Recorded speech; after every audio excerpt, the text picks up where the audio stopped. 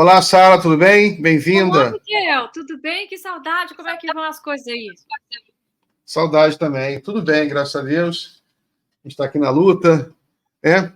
Como você vê aí, né? A gente está lutando ainda contra forças obscurantistas, lutando contra a Idade Média, né? O STF tentando avançar um pouco a legislação do uso das drogas, tentando modernizar, né, de acordo com a tendência global. Você vê os Estados Unidos, né, legalizando a maconha praticamente no país todo, né, produzindo maconha. Eu tenho lido umas reportagens, Sara, que a maconha nos Estados Unidos já gera dezenas de milhares de empregos, dezenas e dezenas de bilhões de dólares de riqueza. E aqui, esses medievais, eles querem criminalizar tudo. É uma burrice, cara, porque eles vão acabar sendo obrigados, eles vão ser obrigados a legalizar a maconha medicinal. Eles vão ser obrigados, porque o lobby tem muita gente com câncer, muita gente com dor que usa. Aí a gente vai ficar importando, como hoje acontece também, importando os Estados Unidos. Né? É uma mentalidade medieval, colonial. Espero que, sabe, no plenário eles não passe isso, né? Mas é uma onda, né? Uma onda, porque os bolsonaristas eles não têm mais o que falar, né? Eles não sabem, eles querem agradar esses público ultra reacionário, que é essa onda que infelizmente ainda existe no Brasil. Mas enfim, é isso, né? O que você acha disso? Miguel, eu não acho nada surpreendente, porque a pauta da guerra às drogas é uma das armas mais importantes de guerra híbrida dos Estados Unidos e da direita e da ultradireita. O lawfare, né, que a gente chama essa perseguição perseguição política através do direito, né, criando falsas acusações, teve um percursor, e o percursor era a guerra às drogas, né, que os Estados Unidos implementam ali no México, como uma forma de dar superpoderes, poderes arbitrários às polícias, né, criar esquadrões como, por exemplo, o BOP, que tem uma caveira, né? Que sociedade é essa que precisa de um BOP? E quando a gente para observar, hoje essa pauta continua muito viva na ultradireita. Aliás, eles nunca se desligaram. Se você pega o que é que o povão assiste, Brasil, as massas assistem, Datena, Cidade Alerta, Ratinho, e ali é o dia inteiro que o PCC falou, que o Marcola falou, e porque fugiram de uma prisão federal e temos que introduzir a pena de morte no Brasil, bandido bom é bandido morto, é o mínimo. E, por exemplo, atualmente, o que é a pauta? Tem um script que todos eles falam, é a Operação Verão que aconteceu aí em São Paulo, onde a polícia chega matando todo mundo, para depois talvez tirar uma pessoa ou outra. A polícia chega ali na periferia de São Paulo, assassina jovens e depois fala que eles tinham algum envolvimento com o PCC, isso nunca fica provado.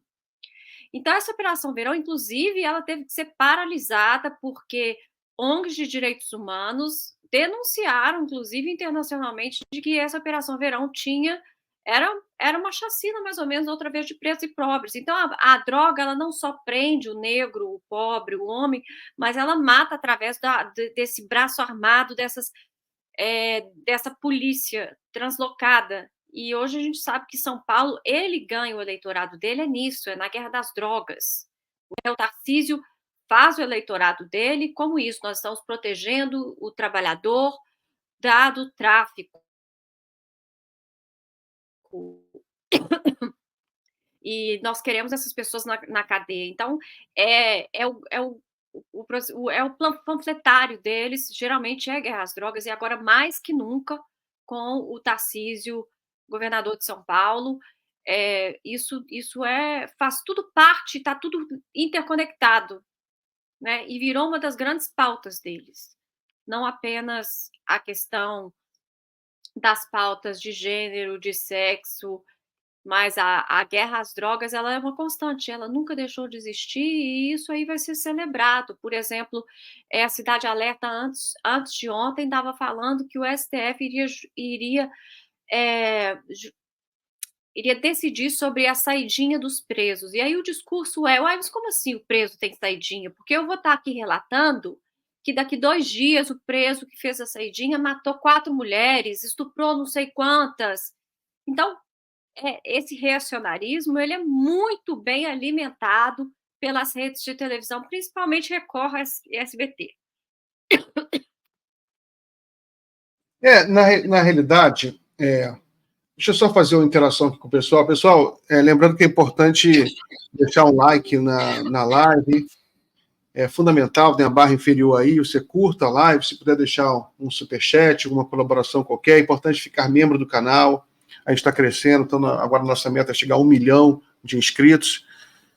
Sara, você tocou num ponto fundamental, que eu tinha até, que eu esqueci de comentar, que é a questão do genocídio nas periferias do Brasil, porque se você fizer o que eles estão fazendo, né, um retrocesso brutal na legislação, né, que você criminaliza qualquer porte de uso de drogas, né, você empodera o policial brasileiro, que tem uma formação péssima, infelizmente ainda, né, que tem esse hábito péssimo de matar os outros à toa, de invadir a periferia e sair matando. Mas isso aí explode na periferia, explode com o pobre. Porque o jovem de classe média, ele dificilmente sofre isso. Então, o uso, a gente não pode ser hipócrita. O uso de maconha é generalizado na juventude. A gente não pode ser hipócrita, é generalizado. Você vai a um show de jovem, um show qualquer lugar do Brasil, você tem muito uso de maconha, uma droga leve, os jovens usam no mundo inteiro, qualquer lugar do mundo se usa. Né? Você vê um filme, você vê uma série, hoje em dia você vê um filme americano, uma série, tá lá, inclusive está nas séries americanas, filmes, isso aí faz parte um pouco da cultura, né? Assim como beber cerveja, assim como beber álcool, né?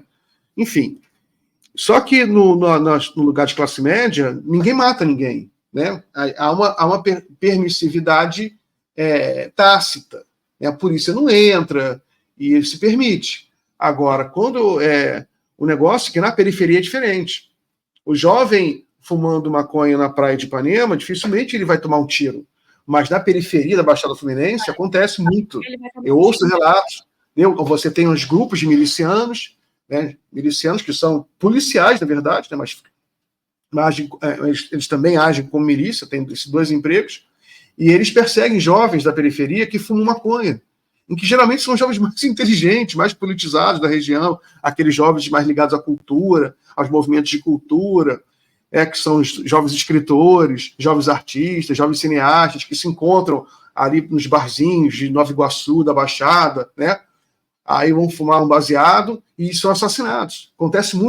Acontece, de certa forma, também são assassinatos políticos, porque aqueles jovens eles são percebidos também como uma ameaça política, porque são jovens de esquerda, são jovens que são contestadores, diferentemente do que interessa à elite daquele local. Então, muito perigoso. Então, tomara que isso seja barrado no plenário. Que a droga, até mesmo a maconha, o álcool, o cigarro, seja um problema de saúde pública, você tem que tratar como um problema de saúde público e não como um crime.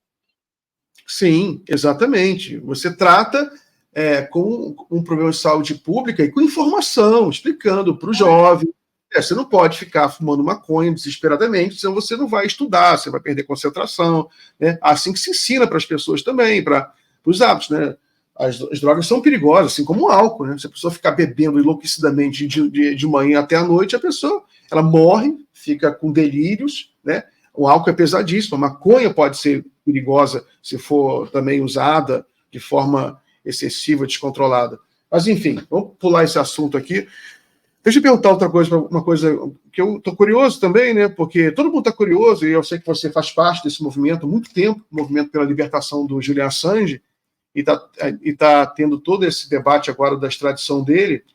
E como é que está o Julian Assange? Se tem alguma informação sobre o estado de saúde dele, estado psicológico, que eu li aqui também que ele estava mal, né? E qual é a perspectiva? Olha, Miguel, no dia 20 e 21, houve aqui os 2 dias de julgamento para poder, onde os juízes, 2 juízes, né, um painel, um colegiado de 2 juízes, se é que se pode chamar de colegiado, vão decidir se a apelação do Assange vai ser permitida ou não, admitida ou não. A apelação não é um direito automático no Reino Unido. Então, a corte tem que decidir se existem razões para que o caso seja apelado. Se o tribunal decide que a apelação não é admissível, você tem o fim, você transita em julgado o processo de extradição no Reino Unido, e isso significa que o Assange poderia estar, até mesmo em 24 horas, numa base militar americana, num avião de rendição aos Estados Unidos. Então, a situação é bastante grave. Essa decisão não foi proferida no dia 21 e 22, no dia 21, logo depois do julgamento, e agora aguarda-se essa decisão. Se a apelação for garantida, então existe mais uma última rodada aqui no Reino Unido. Senão, ele será extraditado. Ele não compareceu, ele poderia ter ido pessoalmente ou poderia ter também atendido por videolink, mas o Assange não compareceu porque o estado de saúde dele não estava bem, nem mental, nem físico. Então, ele preferiu não participar do julgamento e foi representado apenas pelos seus advogados. O que é muito impressionante, Miguel, é que os jornalistas foram banidos de assistir, inclusive o editor-chefe também foi banido, ele não pode entrar numa sala, e eles tiveram que ficar numa sala separada, onde existia uma transmissão, que não se podia escutar nada. Então, não é um julgamento transparente, não é um julgamento aberto. Algumas pessoas que assistiram esse julgamento ficaram otimistas pelo fato dos juízes terem feito perguntas desagradáveis para a promotoria americana. Por exemplo, o Assange poderia, uma vez extraditado, ser indiciados por outros crimes que acumulariam uma pena de morte, e a promotoria disse que sim. Né? Como as pessoas sabem, você não pode extraditar alguém no Reino Unido para sofrer uma pena de morte nos Estados Unidos. Então, algumas pessoas estão otimistas de que essa apelação poderia ser admitida, e talvez nem tanto pelas razões corretas, mas mais por contingências políticas, porque é ano de eleição não apenas nos Estados Unidos, mas também aqui no Reino Unido, e não se sabe o apetite político de extraditar e receber um extraditado, tendo em vista que a opinião pública britânica e a opinião pública americana já estão absolutamente desacreditados com os representantes do poder na questão de Gaza, né, do genocídio a Gaza. Esse sábado mesmo teve mais outra manifestação explosiva aqui no Reino Unido. Milhares de pessoas mais uma vez marcharam, quase semanalmente, manifestações gigantes de horas pelo cessar-fogo em Gaza. Muito bem. Então, fechamos aqui. Bom, foi bom e triste, né? Bom saber, quer dizer, bom. Triste saber do Assange, né? Importante ter as informações. Vamos falar de Gaza agora, né? Gaza, que é essa chaga aberta no corpo do planeta hoje, né? Essa ferida aberta no corpo do planeta. É até difícil falar de Gaza. As últimas notícias é que Israel está atacando pesadamente a Rafa, né, que é onde se concentrou aí, sei lá, 70%, 80% da população está concentrada agora, entulhada em Rafa, né, que eles foram explodindo, bombardeando tudo. Aí o pessoal ficou lá em Rafa, tudo em ruínas, né? A Rafa mesmo em ruínas, não tem quase mais nada, mas todo mundo em tendas. Os relatos de reportagem que a gente ouviu, a situação sanitária caótica, né? Situação sanitária, imagina, a ONU, os agentes humanitários, eles soltam alertas diariamente, alertas desesperados, os alertas das agências humanitárias, desesperados, é o que eles podem fazer, né? Que a qualquer momento pode explodir uma epidemia, que pode matar todo mundo ali, entendeu? Porque se você não tem higiene, você não tem água para se limpar, água potável para beber, você não tem alimentação razoável, você não tem hospital, você não tem remédio, você não tem nada, as pessoas estão fragilizadas, aí baixa imunidade, as pessoas estão traumatizadas, situação psicológica terrível, né? A pessoa ficar durante mais de 100 dias, bomba, bomba, bomba, bomba, ninguém consegue dormir. Então, é uma situação terrível, mas o terrível fica pior, né? Porque algumas horas atrás bombardearam um centro de alimentação daquela agência de ajuda aos palestinos da ONU, que a Israel tem criminalizado, a Europa até voltou a financiar, ou seja, só que os líderes europeus eles se fingem de dementes, porque o ministro de Relações Exteriores de Israel, há dias atrás, soltou um vídeo horrível, cheio de fake news, ligando a agência humanitária da ONU ao terrorismo, sabe? Um vídeo cheio de mentiras, com loucura. Né? Como é que está? E o Reino Unido também está. As autoridades britânicas estão muito submetidas, né, ao lobby de Israel. Como é que você está vendo essa situação na Palestina? Eu acho que a gente tem que começar a falar, chamar as coisas pelo nome, o Holocausto palestino. Eu acho que nós já chegamos, nós temos mais do que elementos, imagens, números, sofrimento, né? O Al Jazeera fez agora uma reportagem, ele fez uma projeção onde atrás da repórter tinha as 13.000 crianças que morreram. Não sei se vocês estão acompanhando, as pessoas que quiserem acompanhar, Palestina Hoy, Hoy é hoje em espanhol, né? HOI, mostra essas fotos de todas essas crianças morrendo de fome, bebês mortos de fome no esqueleto. Né? Acho que a última vez que a gente teve notícia disso era o gueto de Varsóvia e Auschwitz. Né? A morte por inanição, a morte por sede. Então, hoje, como você falou, essa última agência era a última agência que estava ali em Rafah, né, na fronteira com o Egito, que ainda recebia ajuda humanitária. Ela foi bombardeada, 5 pessoas morreram, inclusive um dos agentes da ONU. Por que você bombardeia a ajuda humanitária? Porque faz parte do projeto genocida de que essas pessoas não comam, não bebam, não durmam. É um projeto de extermínio, não apenas por bombas, de extermínio pela fome, pela sede, pela doença. Eles bombardeiam hospitais, eles bombardeiam farmácias. Segunda-feira, nós entrevistamos o médico, Dr. Mohamed Chattat, na live da tarde do DCM. Ele é do norte de Gaza e 10 membros da família dele, ele é refugiado no Reino Unido, 10 membros da família dele se encontram no norte. Ele descreveu para a gente o processo de morte por inanição dos 10 membros da família. Eles não têm acesso à água fresca, à água limpa. E agora eles não conseguem sequer caminhar os 15 quilômetros que eles precisam percorrer para poder pegar um balde de água. O pai já perdeu 20 quilos, outros membros da família perderam entre 15 a 10 quilos. Eles já estão num processo de desgaste psicológico, além da fome, de desistência da vida. E é isso que ele narrou para a gente nessa entrevista. As pessoas no norte de Gaza estão comendo grama. Ali não chega nada. Inclusive, ele contou do cerco militar que a entidade sionista de Israel fez no norte de Gaza como uma punição para aqueles que não fugiram ao sul. Porque a intenção sempre foi a mesma: despopular e dizimar, para fazer a grande Israel que o Netanyahu mostrou o mapa na ONU, a pretensão colonialista e genocida dele. Ele deixou ela clara, inclusive nas tribunas internacionais, como a ONU.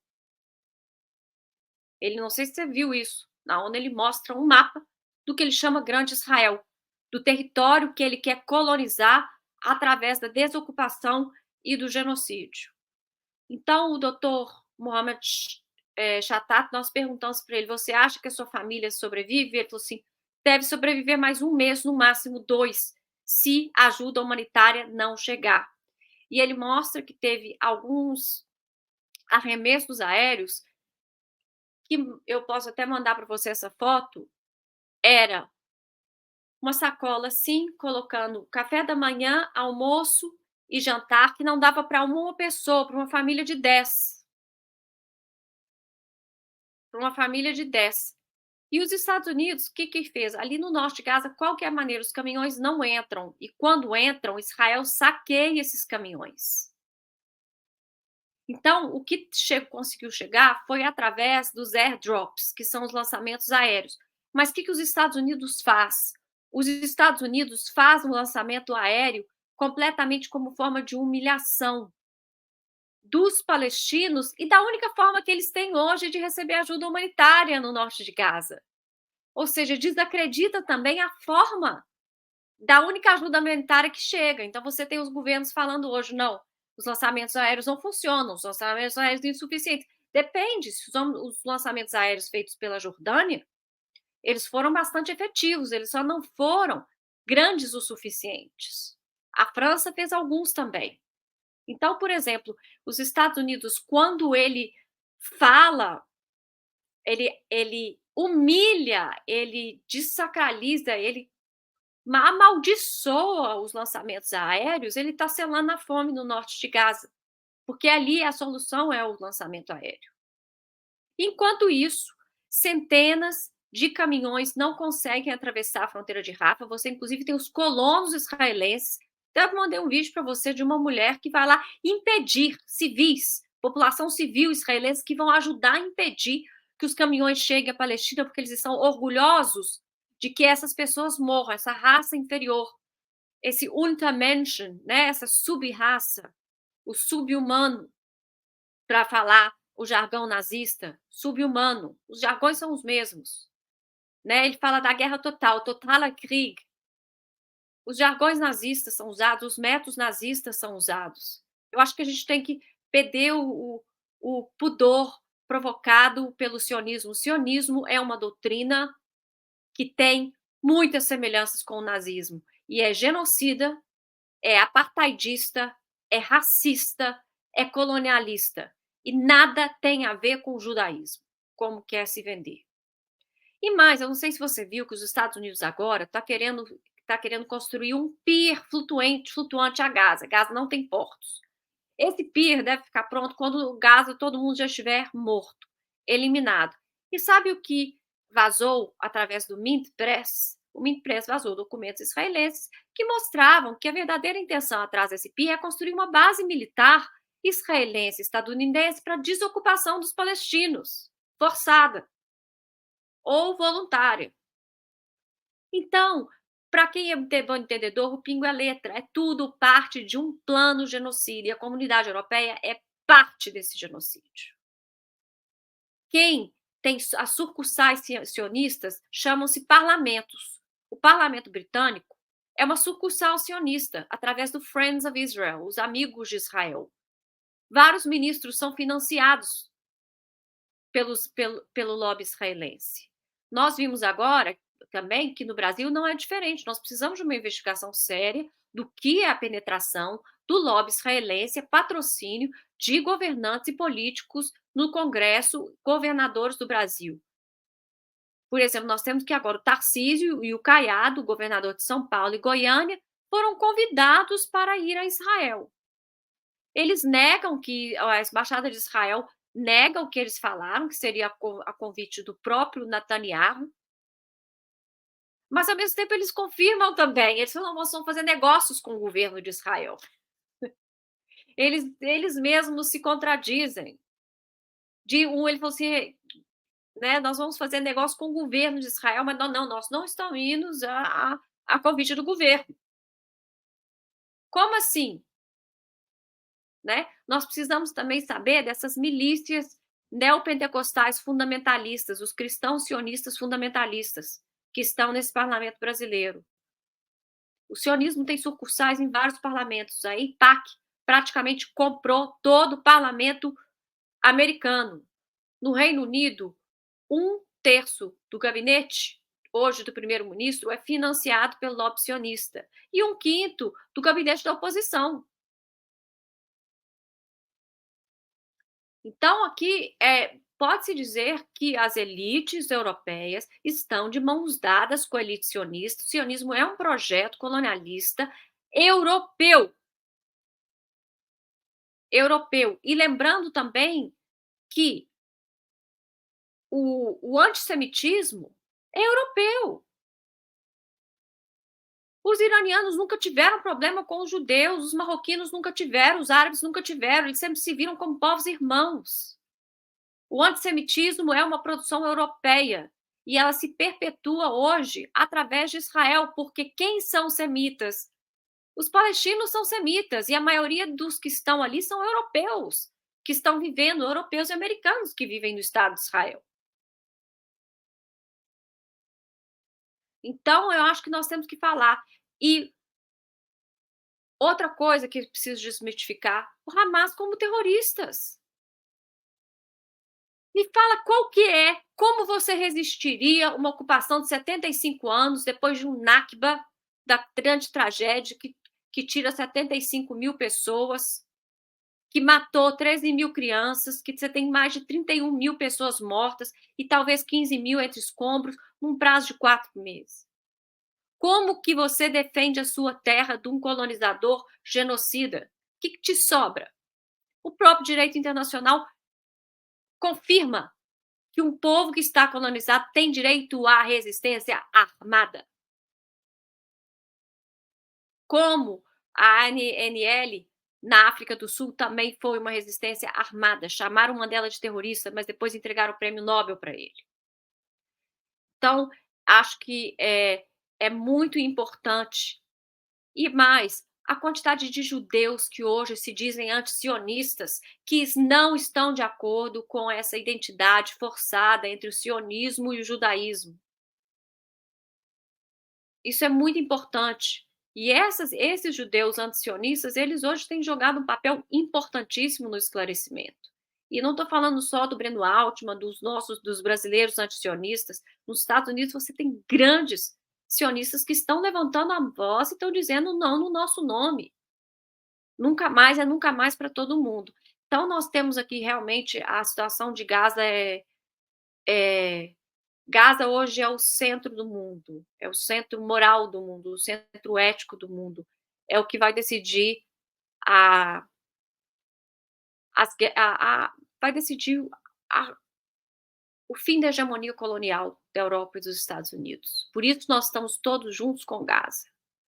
Tem um novo mundo multipolar nascendo. E Gaza é a expressão mais terrível desse nascimento. É a expressão mais terrível da resistência colonialista. O povo de Gaza é feroz, o povo de Gaza é corajoso, o povo de Gaza tem um sentimento de coletividade que é muito difícil encontrar em outras culturas. E eu tive no jantar, Miguel, com várias pessoas de Gaza, inclusive o jornalista Ahmed Anaouk, que perdeu no dia 22 de outubro, 23 membros da família dele num bombardeio na casa dele. E o que eu achei lindo é que ele falou que acredita na humanidade, que ele acredita na Palestina livre, que ele acredita na resistência junto com os palestinos. E foi muito bonito, porque um jantar com alguém que perdeu 23 membros da família, a gente conseguiu rir. Os palestinos amam a vida. E ele falou isso, nós palestinos, nós amamos a vida. Nós amamos nossa terra. Nós amamos o que é justo, e nós vamos lutar por tudo isso. Muito bom, Sara. Que emocionante a sua análise, seu depoimento, né? Tem até um lado bonito, que é a questão, quer dizer, bonito numa situação trágica dessa, mas é porque, de certa forma, a esperança que a gente tem de nascimento de uma nova era, né, que dessa dor tão profunda, dessa chaga tão profunda de Gaza, nasce uma nova era, um novo mundo, em que isso nunca aconteça mais. Eu acho que o ser humano, né, ele sempre resiste, quer ter esperança, e, de certa forma, você vê que o Sul Global está se organizando mais, ele está havendo um movimento, né, de placas tectônicas geopolíticas, e Gaza faz parte. Gaza está criando esse movimento de placas tectônicas. Você vê essa reunião da qual Lula participou, no Egito, depois na Etiópia, importante, com lideranças africanas. A África está se coesionando de uma forma que a gente não via há décadas, essa coesão africana, a coesão asiática, né? E a coesão, e o Brasil está se juntando a isso, né? A Argentina agora pulou fora do barco, mas eu acredito que não vai durar muito, né? Volta para o barco, está destruindo lá, e já estão se organizando a resistência lá na Argentina para derrubar, ou para... Não vai durar muito, seja por impeachment, seja que vai perder a próxima eleição. Mas, enfim, um novo mundo está surgindo, uma nova era está surgindo, né? O sul global, a era do sul global. É uma era bonita, né? Uma era que a gente vai ver muita coisa acontecendo. Sara, eu vou terminar por aqui, meu convidado chegou. É muito bom conversar contigo. Bom final de semana para você. Volte sempre aqui. Muito obrigada. Eu queria só deixar um recado de que a FAB fechou um novo contrato de drones com Israel.